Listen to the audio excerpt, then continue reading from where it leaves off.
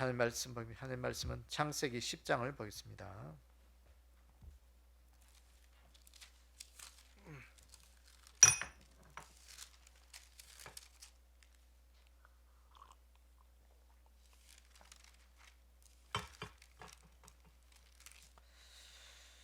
네, 우리 창세기 10장은 좀 긴데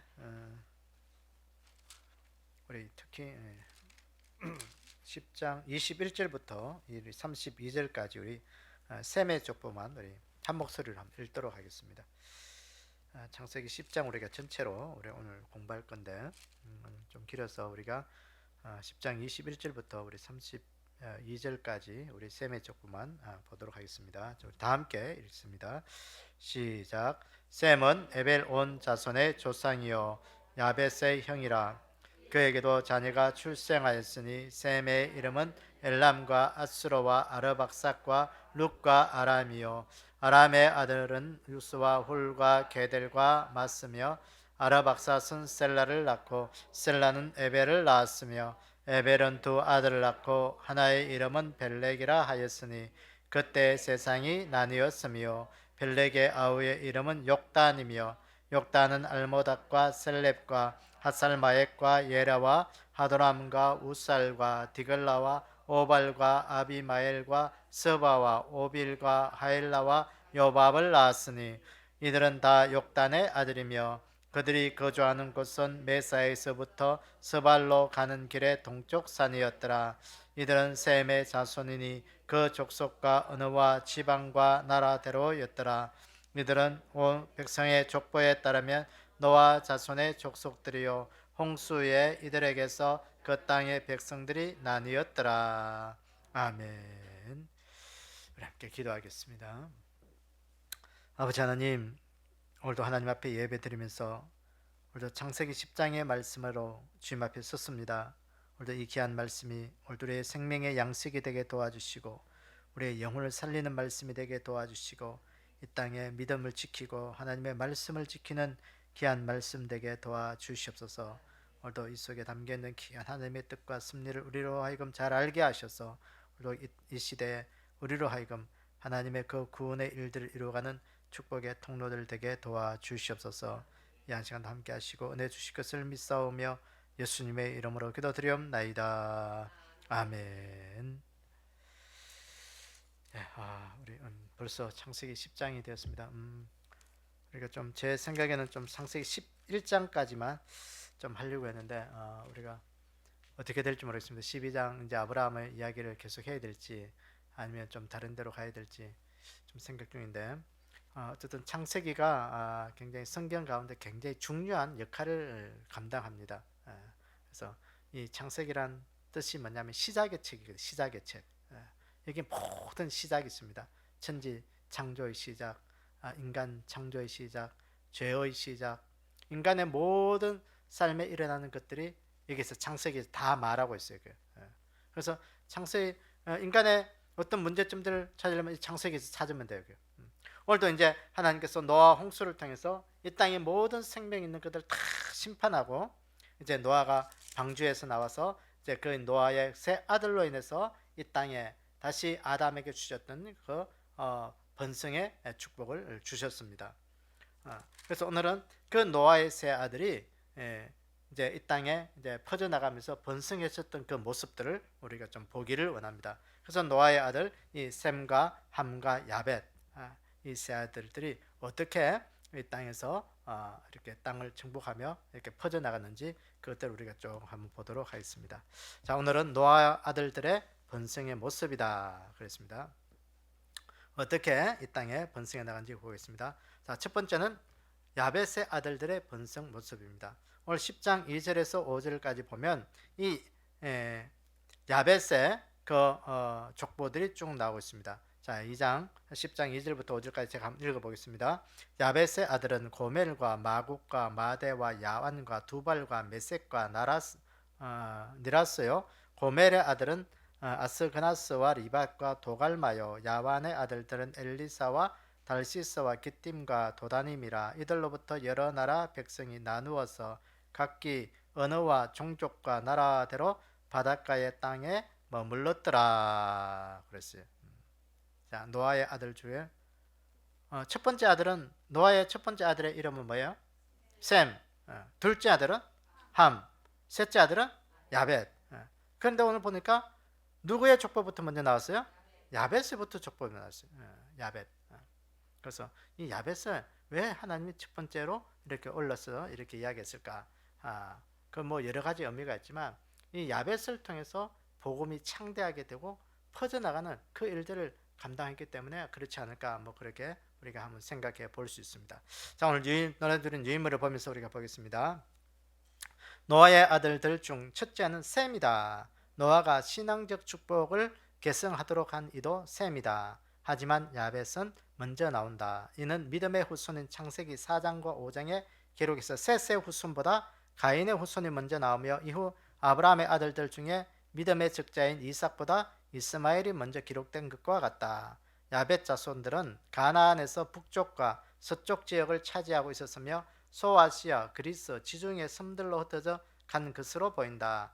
이들 야벳 후손들은 개괄적인 소개이며 모든 자손들은 다 포괄하여 말한 것은 아니다. 즉 선별적인 소재이다.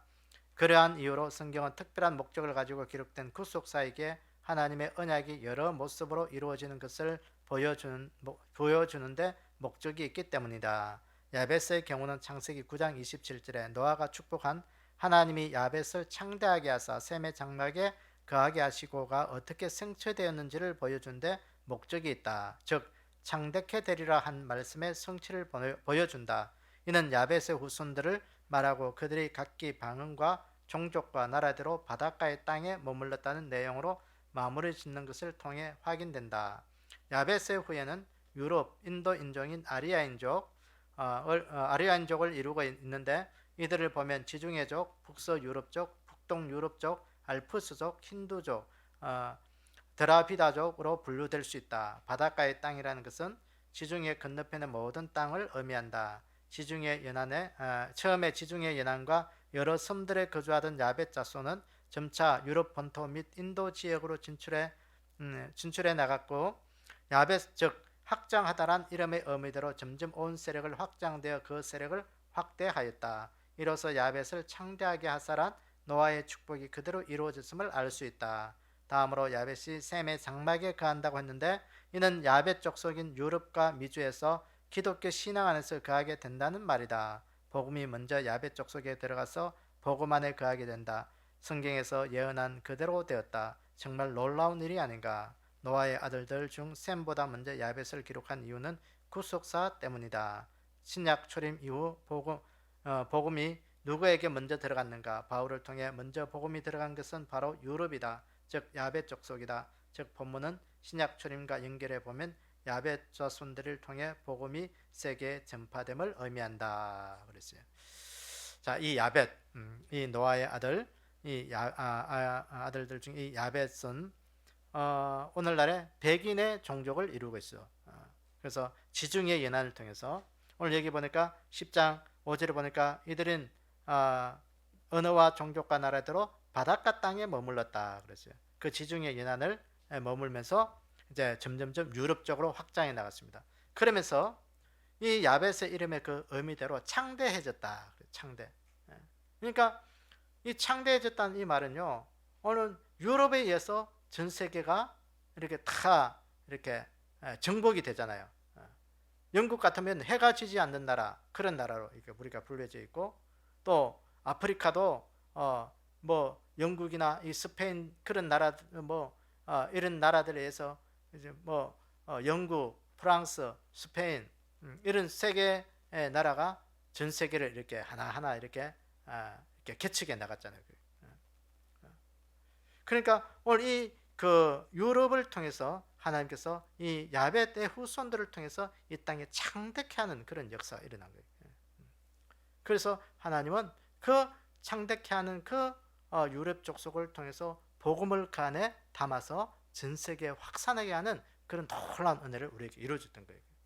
이거는요 노아의 그 예언의 말씀, 그 축복의 말씀이 아니면 이거는 우리가 어떻게 해석할 수가 없어요. 그렇습니다. 그래서 오늘도 이 야벳을 통해서 창대하게 하신 그 하나님의 은혜를 우리가 기억하면서 오늘 우리가 좀 우리도 하나님 앞에 창대하게 되는 그 복을 우리가 좀 누리셔야 돼요. 여러분들이 가정 속에 하나님 오늘 우리에게도 창대하게 하는 복을 좀 주십시오. 그래서 이 창대함으로 인해서 우리가 복음을 잘 증가할 수 있는 것. 그래서 하나님의 일에 마음껏 우리가 물질을 드릴 수 있고 물질을 사용할 수 있는 그런 복을 주십시오. 얼마나 좋아, 얼마나 좋아. 그래서 뭐 기업들 보면 크리스찬 기업들 보면 마음껏 주의 일들을 하는 그런 기업들 보면 부러워요. 그게 얼마나 뭐 부러운지. 그래서 여러분들 인생 속에서도 이 야베스에게 받았던 그 창대의 축복을 좀 받는 그런 귀한 은혜가 있기를 원합니다. 로마서 11장 25절을 보면 형제들은 너희가 스스로 지혜 있다 하면서 이 신비를 너희가 모르기를 내가 원하지 않으노니 이 신비는 이방인의 충만한 수가 들어오기까지 이스라엘에 들어는 우둔하게 된 것이라 그랬어요. 이방인의 충만한 수, 이 이방인의 충만한 수가 뭐겠어요? 예수님을 모르는 그런 사람 이방인은 그죠? 그 유대인들 외에 모든 이방인들. 그러니까 이방인의 수가 차기까지 이스라엘은 하나님 앞에 돌아오지 않을 거라는 거죠. 그러니까 이방인의 이 수가 뭐냐? 유럽 족속들, 야베 두 손들이 복음이 전해져서 그 복음을 그 숫자가 다 차가지고 더 널려 넘쳤을 때 다시 이스라엘로 그 복음이 들어갈 것을 이야기하는 거예요. 그렇습니다. 그래서 오늘 또 우리가 이 분량을 채운다는 게 굉장히 중요합니다. 분량을 채운다. 여러분도 믿음의 분량도 채우셔야 되고요. 기도의 분량도 채워야 되고 이 분량을 채우셔야 돼요. 분량. 그 분량을 못 채우면 항상 미달이죠. 미달. 우리가 하나님의 저울에 미달되지 않는 그런 믿음이 되기를 원합니다. 내 믿음을 하나님의 저울에 달아볼 때 미달되면 안 돼요. 안 돼. 분량을 채우셔야 돼요. 내 기도의 눈물도 하나님 앞에 분량을 채워야 돼요. 우리가 과학적으로 늘 이야기하잖아요. 물이 몇 도에 끓어요? 100도에 끓잖아요. 99도가 되면 절대로 안 끓어요. 뜨겁긴 뜨겁는데 끓지는 않아요. 100도가 돼야 물이 끓으면서 액체가 기체가 되는 거예요. 액체가 또 고체가 되려면 0도가 돼야 돼요. 0도가 되면요 물이 얼기 시작하는 거예요.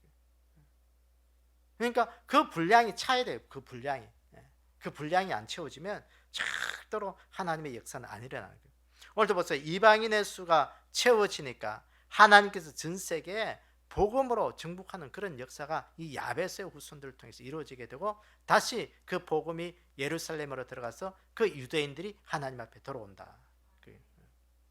그래서 우리가 백두도 예루살렘이라고 하는데 그 다시 복음이 지금 이스라엘은요 그 신약 성서를 읽는 게 금지되어 있어요. 금지. 신약 성서를 못 읽습니다. 금서예요. 금서. 그럼 몰래 했어요. 그 유대인들이 예수 믿는 그들을 가지고 메시아닉 주라 하는데 그들이 몰래 가정교회를 이제 섬기면서 많은 사람들이 교회가 생기게 돼 있어요. 생기고 그렇게 예수 믿기 시작한다는 거예요. 그 제가 지난 수요일인가 언제 이야기했죠? 주일인가? 그 우크라이나 전쟁이 나면서 새벽에 이야기했나? 그 전쟁이 일어나면서 그 아직도 돌아오지 못한 유대인들이요 이 러시아 우크라이나 전쟁으로 인해서 엄청나게 많이 돌아온다. 난민 신청해서 이스라엘로 유대인들이 그 가운데 우크라이나계 유대인들이 엄청나게 돌아온다. 특히 이제 러시아 그 유대인들 중에서 러시아계 유대인들이 참 많이 있나 봐요. 그게. 그래서 제 친구 동기 한 명도 그 이스라엘에 선교사로 있는데 그 친구가 나가면서 그 하는 말이 자기의 그 선교 타겟은 그래요. 러시아계 유대인들을 선교하는 거다. 러시아계 유대인들. 그들이 예수님 믿고 돌아오는 거라. 그 선교 타겟으로 이제 선교 나간다고 그렇게 이야기하는 것을 들었습니다. 어쨌든 그 지금도 하나님께서 자기 백성들을 예레미야에서 보면 자기 백성들을 북쪽에서 불러 모을 것을 이야기하고 있거든요. 그 하나님의 때가 다 찼다는 거죠. 그러니까 지금 이 세계에 돌아가는 모든 시대적 상황들을 볼 때 하나님의 때는 지금 다 찼다. 하나님의 때는 다 찼다. 그래서 오늘 또 우리의 믿음의 분량을 빨리 채워야 돼. 빨리 채우고 또 우리가 주의 재림을 기다리고 사모하면서 오늘도 우리가 이 하나님께서 우리를 통하여 이루신 그 구원의 역사를 오늘도 우리가 이루어갈 수 있는 그 믿음의 축복의 통로들이 되기를 원합니다. 자, 두 번째, 이 함의 아들들의 그 퍼져나간 그 모습들을 우리가 보도록 하겠습니다. 자, 이 함은 그 노아가 술에 취해 있을 때, 방주에 나와서 포도주를 마시고 술에 취해 있을 때 자기 아버지의 벌거벗은 모습을 보고 야벳과 셈은 함은 그 아버지의 그 하체에 드러난 것을 보고 막 흉보고 다녔던 그런 아들이었고, 야벳과 셈은 그 옷을 그 이불을 가지고 뒷걸음쳐서 그 아버지의 하체를 덮어준 그런 아들이었습니다. 그때 이 노아가 이 세 아들들에게 축복한 그 이야기들이 오늘 그 이 10장에서 그대로 이루어져가는 그런 모습들을 보게 돼요. 그래서 오늘 이 함의 그 아들들 이 모습을 우리가 번성의 모습을 보겠습니다. 자, 함의 자손들은 나일강 유프라테스 강을 중심으로 넓고 강부미한 지역을 차지하며 문명을 이루었다. 함의 자손들은 이스라엘 역사와 관련해 큰 영향력을 행사했다.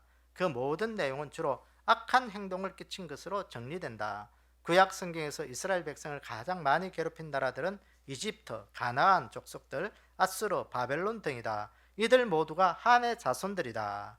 여기 기록된 함의 자손은 모두 30명이다. 이 중 특징적인 이름 몇을 다루건다. 먼저 구스는 이집트 남쪽에 위치한 에디오피아 땅을 지칭한다. 대표적인 함 족속이다. 구스의 후손 중 니무롯이 두드러진다. 니무롯은 매우 힘센 사람이었다고 묘사된다. 성경에 그 이전에 세상은 이런 사람들이 없었다고 묘사한다. 이로써 니무롯이 매우 강대한 나라를 세웠거나 세력을 형성한 자임을 알 수 있다. 니무롯은 바벨론, 즉 바벨론과도 니느웨, 니무롯은 바벨, 즉 바벨론과도 니느웨, 아수르의 수도와도 관련된다. 미스라임은 성경에서 애굽이라고 일컫는 곳이기도 한다. 미스라임은 상수의 명사이다. 이는 이집트가 상이집트, 하이집트로 분리되는 것과 연결된다. 당대 애굽, 즉 이집트는 번영의 장소, 강이 범람하여 물이 풍성하고 그만큼 양식을 풍성히 얻는 곳이기도 하다. 이에 확인되는 명칭이 가나안이다. 가나안에서는 나온 시도는 바알 종교의 원산지이다. 헷, 여부스, 아모리, 기르가스, 휘 등 족속들을 가나안에 정착하여 사는 자들이다. 함의 자손은 구스의 후손 중 니므롯과 연결되어 바벨론, 아수르 제국과 연결되고 미스라임은 애굽, 가나안은 가나안 7족속과 연결된다. 이는 함이 저주를 받음과 연결된다. 함의 자손들은 역사 내내 이스라엘 자손들에게 적대적이거나 해악을 끼치는 세력으로 등장한다. 그들이 거주하는 곳은 다 아프리카 땅, 뜨거운 땅이었다. 이 모든 것이 노아의 함 저주와 연결된다. 앞서 다루었던 구스의 후손은 바벨, 니느웨가 있다. 즉 바벨론과 아수르가 있다. 미스라임은 애굽이요 가나안은 가나안 족속이다. 구스의 후손으로 니므롯은 전에 없었던 유명한 사냥꾼이다. 이 모든 내용들은 함의 자손들이 신앙적 축복과는 철저히 무관한 저주의 삶을 살았음을 연결된다. 이 같은 함의 자손들 모습은 신약 초림 관점에서 하나님을 떠난 자들이 세상 번영, 물질적 축복만을 추구하는 모습을 예표한다. 그들은 덧없는 세상 영광만 쫓아 산다. 다른 한편 함의 후손들이 이 같은 모습은 구약교회를 대적하는 민족들, 나라들을 세우는 것으로 나타난다. 이는 음녀교회의 모습, 종말의 땅의 임금들과 더불어 연합하고 행음하여 참교회를 핍박하는 음녀 바벨론 모습과 연결된다. 그랬어요. 여러분, 이 함의 아들들의 모습을 머릿속에 그려져요? 그 함은 바벨로니아 문명의 주인이에요. 애굽의 민족을 이뤘던 사람이고 또 가나안에 있던 7족속의 조상이 이 가나안, 이 함의 후손들이에요.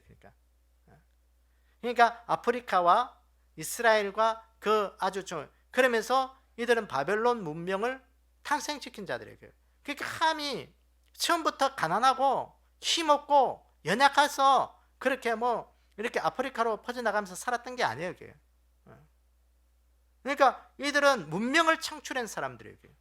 문명을 창출하고 이방 종교 모든 하나님을 대적하는 모든 것들을 다 만든 그런 힘 있는 자였습니다. 마귀의 세력을 여러분 우습게 보시면 안 돼. 마귀의 세력도요 굉장히 권세가 있고 힘이 있어요. 능력이 있어요. 모든 걸 다 할 수 있어요. 그런데 중요한 것은 그들에게는 하나님이 없기 때문에 늘 하나님을 대적하는 거예요. 그래서 오늘도 우리가 내 힘으로 할 수 있고 교만이 그래서 굉장히 하나님이 자꾸 이렇게 이야기하는 거예요. 교만하면 안 된다. 교만하면 안 된다. 교만이 뭐냐? 내가 모든 거 다 할 수 있다고 생각하지만 내가 모든 거 다 할 수 있어도 그 가운데 하나님이 빠졌기 때문에 하나님을 대적하는 거예요. 나는 하나님이 없어도 모든 거 다 할 수 있으니까 하나님이 필요 없다라는 거예요. 이 함의 모습이 그거였습니다. 함이. 그래서 이집트 문명을 발달시켰고요.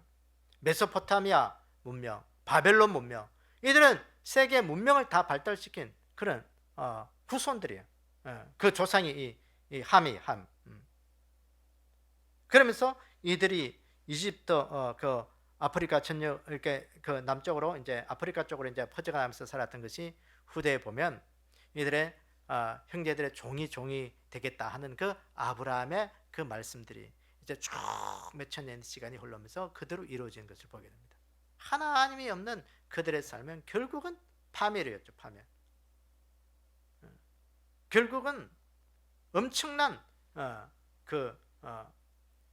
비참한 그런 삶을 살게 되는 그런 꼴이 되고 만 것입니다.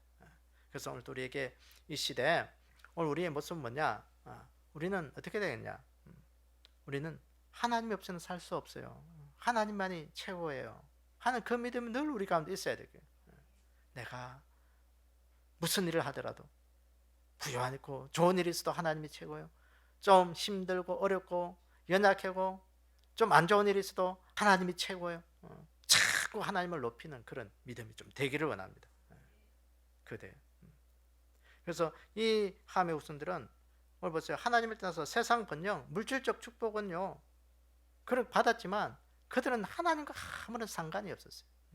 상관이 없는 그 삶을 살았던 거예요. 그러면서 하나님을 대적하는 모든 우상 숭배의 권한은 여기에서 다 일어났던 거예요.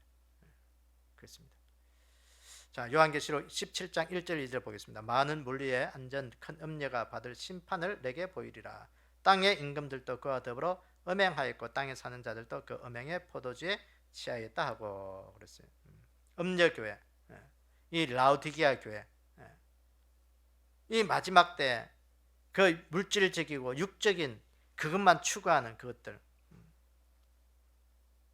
신앙은 다 포기해버리고 어떻게 하는지 물질만, 만몬주의, 세상 권세, 세상의 것들 취하려고 쫓아가는 것, 결국은 함의 후손의 신앙과 똑같다.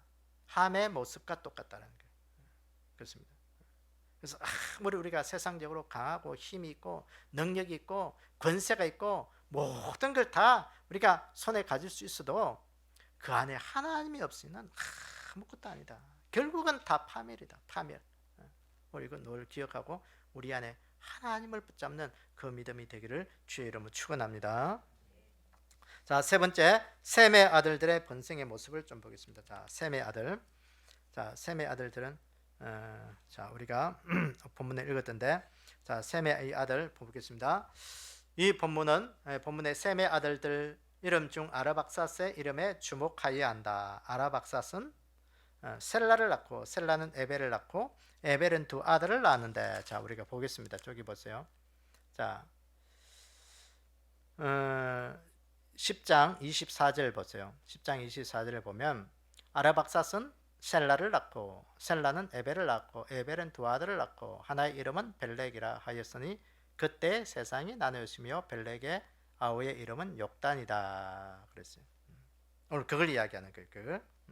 자, 에벨은 두 아들을 낳았는데 에벨은 벨렉과 욕단이다 그랬어요. 바로 이 벨렉에게서 아브라함이 태어난다. 그래서 이제 다음 주에 우리가 보겠지만 이제 11장에 보면 바벨탑 사건을 보면서 그 끝에 이제 그 벨렉의 후손들에서 아브라함의 후손을 쭉 태어날 것이 이제 아브라함이 이제 그 이제 족보를 통해서 한 사람을 이제 선택하는 그런 하나님의 구원의 역사 이제 구체적으로 이제 드러낸 모습을 우리가 보게 되는데, 이 벨렉에게서 아브라함이 태어난다. 중요한 사실은 셈에 대해 에벨 온 자손의 조상이라고 했다. 셈의 후손들이 누구냐? 에벨 온 자손이다 그랬어요. 왜 다른 아들 아르박사, 룻, 아람도 있는데 이들에 대해서 말하지 않고 에벨만 분리하여 온 자손의 조상이로 했을까? 칼빈은 에벨의 자손이 하나님의 선택을 받은 종족이기 때문이라고 말한다. 칼빈은 거기에 대해 다른 이들이 아닌 에벨에게서 하나님의 축복이 독점적으로 주어진 것이라 했다. 그러므로 셈에게 임한 하나님의 축복은 에벨 자손인 벨렉과 욕단에게로 이어지고 그들은 셈과 동일하게 하나님을 찬양하는 민족이 될 것이라는 의미다. 그래서 이 에벨을 통해서 누가 태어나요? 벨렉과 욕단이 태어나요. 그 벨렉을 통해서 나중에 아브라함이 후손들이 이렇게 태어나는 것을 보게 돼요.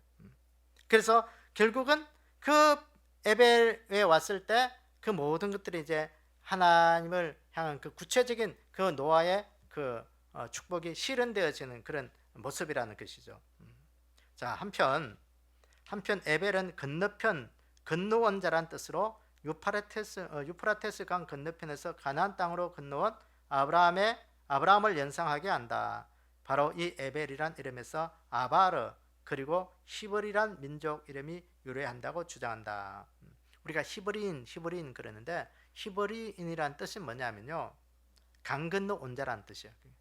그러니까 아브라함이 어디에서 왔어요? 갈대아 우르에서 어떤 강을 건너냐면 유프라테스 강을 건넌 거예요. 유프라테스 티그리스 강, 그 세계 문명을 발상시킨, 함이 세계 문명을 발상시킨 거기에서 하나님의 부르심을 받고 어디로? 갈대아 우르에서 가나안 땅으로 하나님께서 주인 되게 해줄게요. 이 함은요, 함의 우선 중에 이 가나안 족속은 그 하나님이 주실 그 축복을 잘 알고 거기에 딱 엉어리 털고 앉아 있었던 거예요. 그래서 하나님께서 아브라함을 부르실 때 그 함의 후손들이 그 엉어리 털고 앉아 있는 일곱 족속 지금 이스라엘 그 땅에 바로 들어가서 주인 되게 할 수가 없었어요. 그러니까 왜? 사람 숫자가 모자라니까. 싸워봐야 이게 싸움이 안 되니까. 그래서 하나님께서 하신 게 뭐냐? 그 후손들을 애굽 땅으로 이주시켜서 그 애굽 땅에서 사람 수를 늘어나게 하는 거예요. 그래서 사람 수를 430년 만에 엄청나게 사람 수를 늘려서 다시 하나님의 그 아브라함에게 약속했었던 그 가나안 땅에 주인 되게 해주신 거예요. 그래서 여호수아를 통해서 그 가나안을 정복하고 그 땅을 차지하게 된 거예요. 그러니까 하나님의 구원의 섭리라는 거예요. 그래서 히브리라는 말은 우리가 저 강 건너편에 있었던데 우리가 건너온 자들이라 그런 뜻이에요.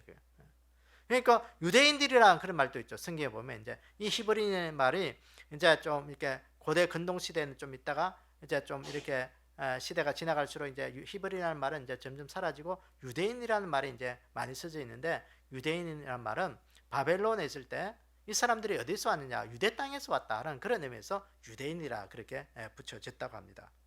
자, 어쨌든 하나님께서 이 셈의 후손들을 통해서 하나님께서 이제 그 가나안 땅의 주인 되게 하는 그 일들을 이루는 거예요. 자, 셈의 하나님, 그 노아가 셈의 하나님을 찬양한다 했는데 그 셈의 하나님을 어떻게 이 찬양하는 모습이 이루어지는 것인가를 우리가 좀 보도록 하겠습니다. 자, 21절, 셈은 에벨 온 자손의 조상이라고 한다. 여기서 중요한 사실은 셈과 에벨 온 자손을 연결한다. 에벨의 온 자손이에요.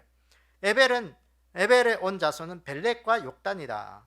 벨렉 때 세상이 나누었다 한다. 벨렉의 계보를 통해서 아브라함과 이어지게 된다. 그리고 욕단의 후손들은 메사에서부터 스발로 가는 동쪽 산으로 이동하며 거주했다고 한다. 메사는 메소포타미아이다. 그리고 거기서 스발, 즉 시베리아를 거쳐 동쪽 산지로 향하였다고 볼 수 있다. 그랬어요. 그래서 여기에 보면 그 에벨의 두 아들이 있었는데 그 이름이 뭐예요? 에벨의 두 아들 중에서 두 아들 이름이 벨렉과 욕단이에요. 그러니까 이 벨렉은 여기 보면 그 누구를 낳게 돼요? 그 후손들이 아브라함의 후손을 낳게 돼서 결국은 히브리인들의 그런 계보를 이루는 조상이 돼요. 그런데 이 욕단은 여기서 보니까 이제 11장 26절 위에 쭉 보면 욕단은 엘모닥과 셀렉과 하살마옙과 예라와 하드람과 우살과 디글라와 오발과 아비마엘과 스바와 오빌과 하일라와 요밥을 낳았다 해서 이들은 다 욕단의 아들이고 그들이 거주하는 것은 어디서부터?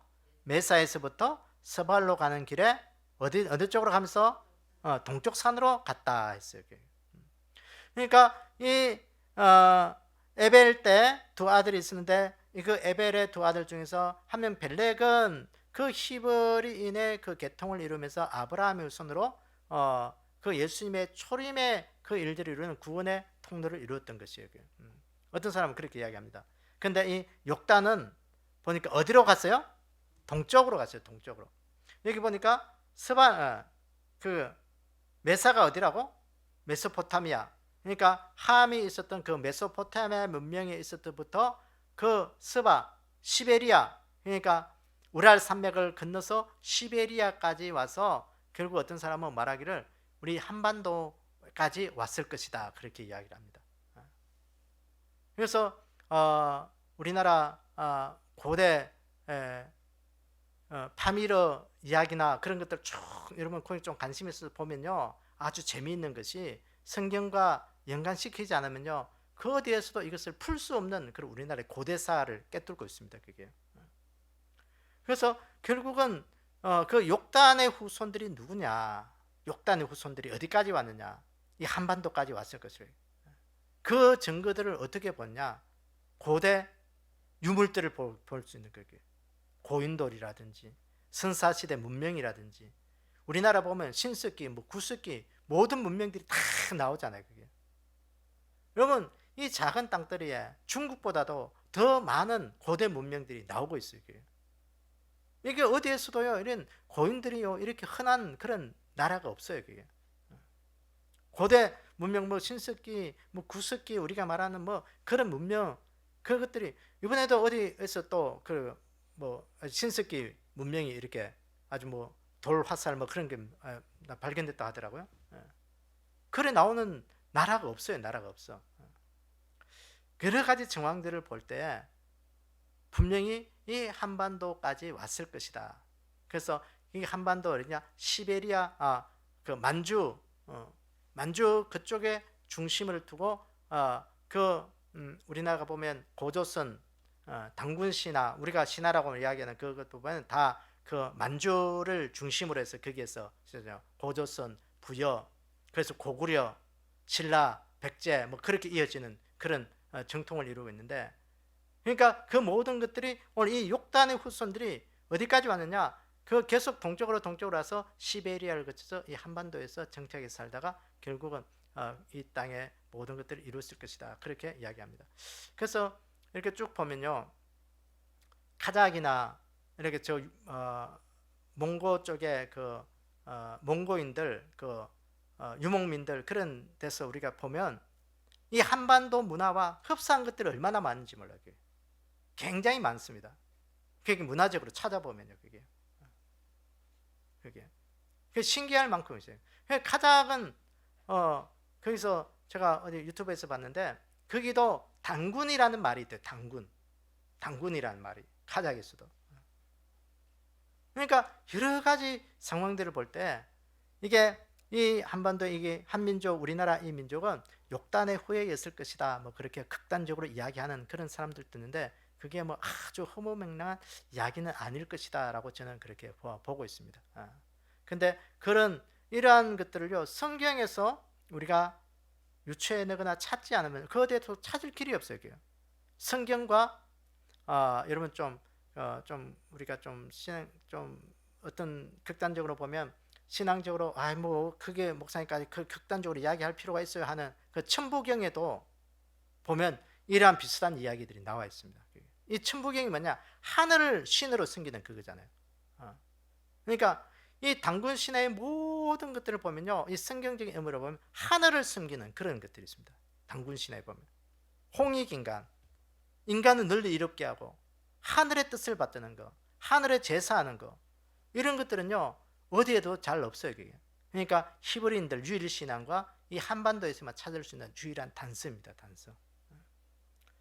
그러니까 이런 것들을 보면 참 재미있다라고 우리가 생각할 수도 있고 좀 허무맹랑하다라고 이야기할 수 있는데, 오늘 이 욕단의 이 후손들의 삶의 모습을 보면, 성경에서 말하는 것들 보면 계속해서 그 메사와 스발로 가는 동쪽으로 이주하면서 그들의 후손들이 퍼져갔다는 것을 보면 오늘 우리는 여기 왔을 것이다라고 굉장히 좀 이렇게 유추하면서 또 이 말씀이 그저 허무맹랑한 말씀은 아니구나라는 것을 우리가 좀 알게 될 것이다, 그런 생각을 가집니다. 자, 그래서 창세기 22장 한번 봅시다. 창세기 22장 17절 18절에 보면 내가 내게 큰 복을 주고 내 씨가 크게 번성하여 하늘의 별과 같고 바닷가의 모래와 같게 하리니 내 씨가 그들의 성문을 차지하리라. 또 내 씨로 말미암아 천하 만민이 복을 받으리니 이는 내가 나의 말을 준행하였습니다 하셨다 하니라. 그랬어요. 그 아브라함의 이야기잖아요, 그죠? 아브라함의 이야기 중에서 내 씨로 하늘의 별처럼 바닷가의 모래같이 번성하겠고 내 씨로 말미암아 천하 만민이 복을 받으리라.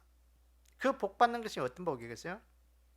예수 그리스도 안에서 구원의 복이요, 구원의 복. 천하 만민이 그 아브라함의 그 하나님께서 구원받는 그 선택의 그것들이 순종하는 그 삶이 천하 만민이 구원받는 그 축복의 통로로, 씨앗으로 하나님이 심으셨다는 거예요.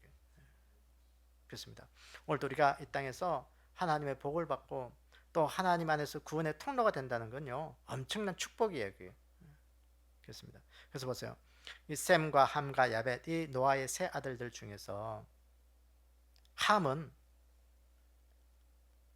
그들의 삶을, 행동을 보면 함은 그 아버지가 뭐 저주를 했기 때문에 저주 받은 게 아니고 뭐 그렇게 됐지만 그 삶의 모습의 행동이 저주 받을 짓을 하는 거예요. 그게.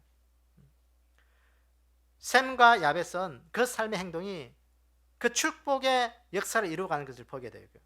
그 축복의 역사가 뭐냐? 삶의 행동이 축복의 역사를 이루어가는 삶의 행동으로 가게 되는 것이에요. 그래서 오늘 또 결론적으로 우리가 좀 말하면, 오늘 우리가 하나님 앞에 복 받기를 원하는데 복 받는 삶의 모습은 안 하는 거예요. 그러니까 오늘 우리가 복 받으려면 복 받을 짓을 하면 돼. 그러면 하나님이 반드시 축복해 주시는 거예요. 그러니까 오늘 우리가 복 받을 짓을 하셔야 돼요. 아까도 말했지만 우리가 믿음의 분량을 키우고 그 복 받을 분량을 우리가 키우면 하나님께서 그 때가 될 때 그 모든 것들을 채워 주신다는 거예요. 오늘 이거 꼭 기억하시기를 바랍니다. 그래서 셈과 함과 야벳이 우연하게 그들의 후손들이 그렇게 살아갔다, 그렇게 생각하면 안 돼요. 세상에는 우연이 없어요. 하나님의 사전에는 우연이 없다. 하나님의 필연이다. 필연이다. 그래서 오늘도 내 삶 속에 하나님, 내뿐만 아니라 내 후손들이 하나님 앞에서 믿음의 복을 누리고 하나님 앞에 복을 받기 위해서는 하나님 앞에 복 받는 짓을 하게 해주십시오. 내 자신뿐만 아니라 하나님, 오늘도 내가 하나님의 축복받는 짓을 하는 자가, 그 짓이라는 게 좀 우리가 좀 격화된 말일 것 같이 들리지만 그 격화된 게 아니고 행동이죠. 행동. 복받을 행동이에요. 복받을 행동. 그 복받을 행동을 하면요, 오늘 셈의 복과 야벳의 복이 오늘 우리에게 임할 줄로 믿습니다. 결국은 함은 그가 자기 힘으로 강대하고 힘을 얻었지만, 잘 살 수 있지만 결국은 하나님이 없기 때문에 그들에게 멸망의 길이었던 것이죠. 그래서 오늘 우리가 함의 복이 아니라 셈의 복, 특히 셈의 복이 우리 가운데 임하고 그 셈의 복을 통해서 또 야벳처럼 창대하게 하면서, 하나님, 오늘도 내 삶 가운데 나로 인하여 하나님의 복음이 마음껏 증거되는 그 일들을 쓰임받게 해주십시오. 우리 그 일들을 우리가 꼭 이루기를 원합니다. 그래서 오늘도 이 시대, 오늘도 우리가 셈과 함과 야벳의 그 노아의 후손처럼 오늘도 나를 통해서 하나님은 구원의 역사를 이루어 가신다, 이렇게 기억하고 오늘도 우리가 하나님 앞에 축복의 통로가 되는 그런 귀한 믿음이 되기를 주의 이름으로 축원합니다. 우리가 함께 기도 제목으로 우리가 기도하는 시간을 가지도록 하겠습니다. 우리가 개인적인 기도 1번 같이 읽겠습니다. 시작. 2번 교회를 위해서 1번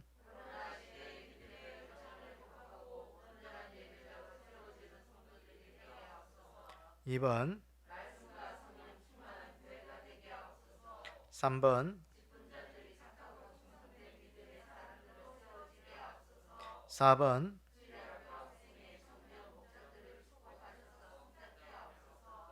5번,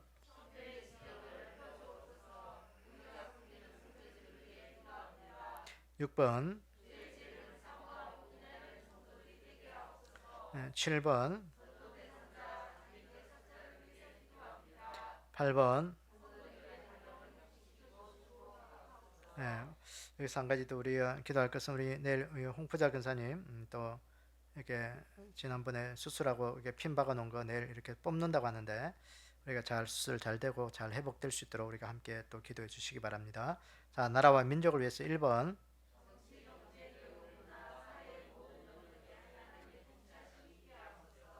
2번, 3번,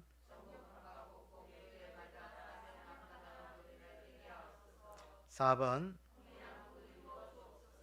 예. 특별히 오늘 지금도 북한에서는 지하 교회들이 이렇게 있다고 합니다. 그들이 이제 어디서 복음을 주로 듣느냐면 이제 중국에 들어가서 이렇게 이제 몰래 이제 밀수를 하거나 이렇게 중국에 좀 왔다 갔다 하는 그런 분들이 이렇게 이제 복음을 듣고 또 이렇게 역으로 이렇게 와서 이렇게 그 예수 믿는 자들이 있다고 하는데 어쨌든 예수 믿는 것이 발각되면 아오지탄가 정치범들보다도 더 이렇게 험한 노동으로 이제 우리가 말한 흔히 아오지탄가 제일 이렇게 뭐랄까 제일 이렇게 형량이 심한 그런 이제 우리는 말하면 감옥이죠. 감옥 교도소죠. 교도소고 근데 그쪽으로 간다고 합니다. 그래서 그들은 뭐 종신형이라고 해요. 종신형. 예수 믿다가 발각되면 종신형. 종신형이고 김일성, 김정일을 거치면서 평양에는 뭐 거의 뭐 예수 믿는 자들이 다 이제 뭐 블랙리스트 이렇게 해가지고 다 이제 쫓겨나가서 예수 믿고 나면 예수 믿는다고 발각만 돼도 블랙리스트가 되면 다 평양에서 추방해서 아주 뭐 이렇게 도시 아주 힘들게 어렵게 사는 곳으로 이제 추방해서 그러는데 거기에서 이제 어쨌든 믿음 지키는 그런 사람들이 그래도 있다고 합니다. 아직도 믿음을 지키고 그렇게 있다고 하는 그런 그 탈북자들 그런 간증들을 우리가 보게 되는데 어쨌든 하나님께서 이 민족을 통해서 우리가 아까도 말했지만 전 세계에 이렇게 우리가 믿음 지키고 믿음으로 살아가는 그 은혜를 주신 게 뭐냐? 저는 이게 창세기 아까도 말했 11장에 욕단의 후예로서의 그런 사명이 아닌가 그렇게 생각을 해봅니다. 개인적으로 그런 종교적인 그런 것이 그래서 하나님께서 이스라엘을 통해서는 초림의 주님을 통해서 우리에게 구원의 베풀어준 그 시작을 했다면 오늘 우리 그 에벨의 그 두 아들 중에 벨렉과 욕단 중에서 그 우리의 욕단을 통해서는 그 마지막 재림의 주임을 증거할 수 있는 그런 민족으로 우리나라를 삼지 않았나 그렇게 생각을 해봅니다. 그래서 전 세계에 이렇게 기독교적으로 열정적이고 또 기독교가 단시간 내에 부흥되고 하나님의 축복 속에 이렇게 오신 것은 오늘도 우리가 재림의 주임을 증거하라고 나타내라고 오늘 우리에게 주신 축복이다. 그러니까 오늘 우리가 이 축복을 그냥 우리 것만 느끼고 그냥 뭐 허지부지 했다면 우리가 하나님 앞에 가서 분명히 뭔가 책망받을 일이라. 그래서 오늘도 우리가 이거 잘 증가할 수 있는 그런 민족이 되기로 합니다. 그래서 전 세계 오늘도 우리가 그거야 우리가 이제 1954년까지가요 우리나라가 그 유엔이 140국인가 뭐 하여튼 그 정도 나라였대요. 근데 139위였대 못 살기로. 그러니까 뒤에서 두 번째였대요. 1954. 그러니까 전쟁 끝나고 얼마 되지 않아서 뭐 전 세계에서 제일 못 사는 나라 하나였죠. 근데 우리나라가 지금은 전 세계에서 몇 번째로 잘 사는 나라가 됐어요?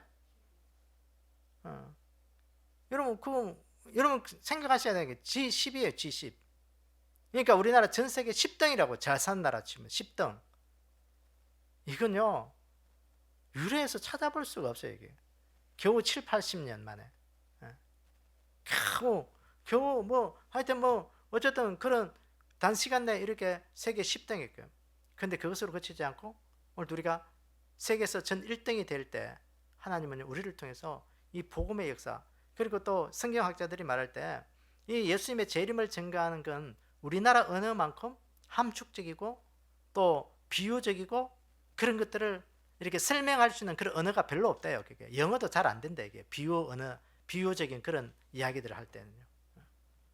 그러니까 오늘 우리나라 언어가 지금 보면 이제 전 세계 언어를 했잖아요. 우리나라 언어를 그 한글을 이제 공용으로 이제 우리나라 글자로 선택해서 쓰겠습니다 하는 그런 나라들이 하나 둘씩 또 나타나고 있어요. 이게. 그게 영어가 아니고 우리나라 말은요 전 세계에서 발음으로 표기 못할 그런 말들이 하나도 없어요. 말 표기할 수가 있어요. 영어는 안 돼. 그러니까 어쨌든 이건요 엄청난 거예요. 축복이에요, 축복. 이런 여러 가지 상황들을 볼 때 하나님께서 분명 우리 민족을 통해서 주신 일들이 있다. 그게 뭐냐? 주님의 재림을 증거하라고 주셨다. 재림의 주님 우리로 하여금 증거하는 그런 민족이 되지 않으면 오늘 우리는 하나님 주신 이 사명 앞에 우리는 그 다 축복을 까먹어 버리는 거예요. 그 이스라엘 백성들처럼 책망받을 일이에요. 그래서 오늘 우리가 이 시대에 주의 재림을 증거하고 하나님 우리 민족을 통해서 하나님을 다시 나타낼 수 있는 그 믿음으로 오늘들이 살게 해주십시오. 그래서 특별히 저 죽어가는 북녘 땅을 하나님 불쌍히 여겨 주십시오. 오늘 우리 민족 저 북한이요 이제 뭐 남북이 가나워지면서 한 7, 80년 지나면서 솔직히 말해서 다른 민족입니다. 다른 민족. 말과